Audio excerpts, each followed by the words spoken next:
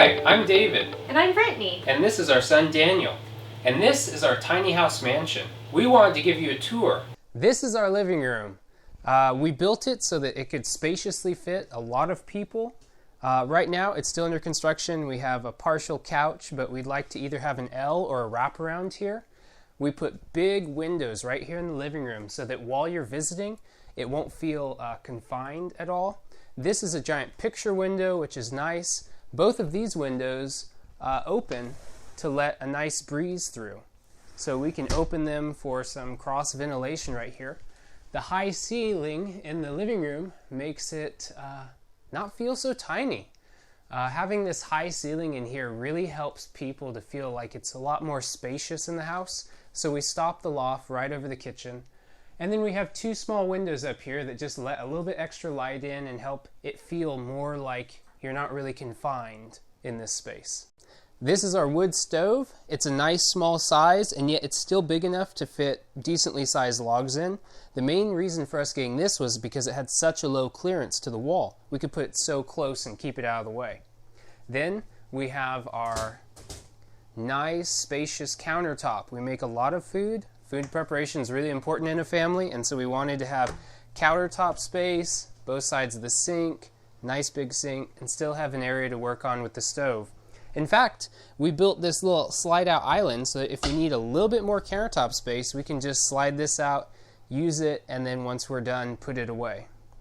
It's going to eventually have drawers in here, but right now, the three things we're working on in this house is the couches, the curtains, and the cabinets. We don't have any cabinetry yet, so it's currently very easy to reach in and get anything you want. We have a small countertop dishwasher, which is nice because we currently just use it every time we eat a meal, and that's it. It runs on only 230 watts of electricity for a whole wash. We have a nice, big, deep, single basin sink. When we need two sections, we just put a tub in here, and then we've got a two-section sink, or we can wash larger stuff. And we have our wonderful reverse osmosis system, which every house should have in the entire United States. Up above, we chose to do these cute little LED lighting for the kitchen lights. We control it with a switch, but when they're off, you can't really see them. When they're on, they create this nice glow, especially at light. We have our little tap-on lights for over the counter, and then over the stove, the vent hood has a light. And then we have our full-size refrigerator. And back over here, still showing itself because there's no door over it, we have our instant-on hot water heater from Ream. One thing I spent a lot of time researching was countertop materials, and we decided on butcher block countertops because they are natural and they're easy to refinish if they get scratched or damaged. And they're fairly low maintenance. You just have to keep them oiled, and they've held up really well. We've been very happy with them. We also chose solid wood flooring for the floor, and we put a one-coat oil and stain combination on it so that we could just touch it up if it got damaged, and it's also completely natural and healthy and safe. And this is our staircase, which also doubles as our pantry, clothes storage, and other miscellaneous items like shoes and gardening equipment and whatnot. This entire thing is made out of the Pure Bond plywood, just like the cabinets from Home Depot. It's a formaldehyde-free, or at least no added synthetic formaldehyde-free plywood, which is super important. Almost everything in this entire house is formaldehyde-free. This little hallway leads right to a rather spacious bathroom. We have a small tub here. Rather than a standard 60-inch household tub, we have a 48, I believe, inch tub, which means that you can still sit down and fit pretty well inside of it. We also have a vanity mirror, custom-built cabinet and sink, toilet. All in all, it's spacious enough that if you're washing the kids, you can sit down here and still have access, or shower, stand up. It's as big as a bathroom needs to be. And so we're very happy with it. It served us well. This is our laundry room, which makes up this awkward little hallway here, which serves as a great sound barrier to our bedroom. But we have a propane dryer and washer, front loaders, they use less electricity, window, and a little bit other stuff. This is our bedroom with a pocket door. Come on in and I'll show you around. This is a 9x9 room, which is very spacious. We've got a queen bed in here, Daniel's crib, a rocker, some storage. We still need to add some more, rearrange some things, but we're very happy with the space. We've got 2 windows which open up to give us a cross breeze, and I'm 6 foot, and yet the ceiling's still plenty high for me. So once again, this is lit at night just with the string lighting because you don't really want a lot of bright light in here. This is one of our favorite areas because it provides a lot of utility for the house.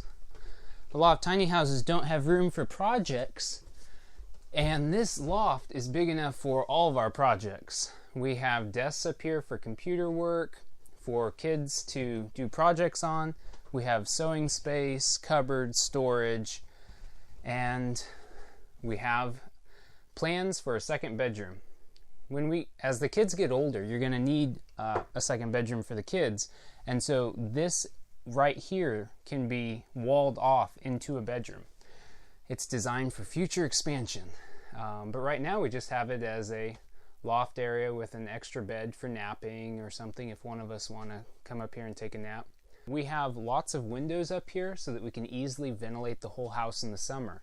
As the heat rises, we open these up and it leaves the house, and it creates a nice cross breeze. Tiny houses, being so thin, easily allow the wind to move right through the house, which is really nice. This is the extra play area that we will eventually have for our kids when they get a little bit older or we have people come over. It's got this nice metal fencing all the way along, so even if they bounce into it, they're not going to go anywhere or fall downstairs. Once we finish downsizing and organizing, this space will be clear and able for playing or whatever, and yet parents downstairs can still hear and listen and make sure everyone's okay. Even though David and I created the basic layout and design for this house and spent a lot of time researching the materials, this wasn't a project we tackled by ourselves. No, if it wasn't for my brother, this wouldn't have been built. Him and I together spent about 4 months building this house, and it was a lot of work, but thankfully he's an expert builder and carpenter, so even though we had a lot of custom requests, he knew how to do it and he took the lead. This house is about 9.5 feet wide, almost 40 feet long, and 16.5 feet off the ground to the very top. It's a big house, so because it's so large, you can't just move it with any truck. It weighs about 24,000 pounds, so in order to move it, we had to get on Craigslist and find people with some bigger rigs and cargo insurance that could pull it for us. In addition, if you're going to go beyond 8.5 feet wide and 13.5 feet tall, or 14 feet here in Texas, you're going to need a permit. Since we don't move this house very often, we built it to live in, we don't mind paying the extra $60 to get a permit just to move it around the state. Because our tiny house is larger than most tiny houses, and because we have full-size appliances, a washer and dryer, pretty much a full-size bathroom, and most of the amenities you have in a regular house, living tiny hasn't been hard. I think the main challenge is that because it's a smaller space, it gets messy a lot faster. Especially with a 2-year-old.